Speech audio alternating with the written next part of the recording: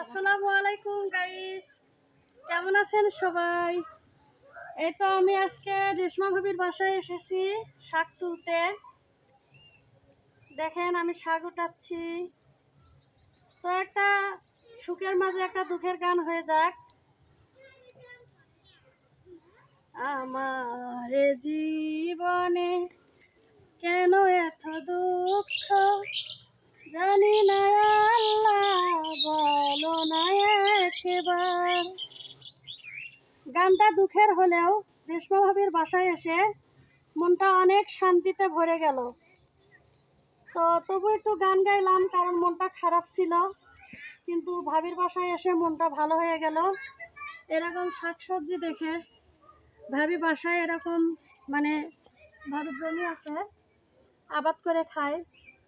তো আজকে আমাকেও ভাবি শাক দিচ্ছে, এগুলো বাসায় নিয়ে যাও, রান্না করে খাবো আর ভাবির কথা মনে করব।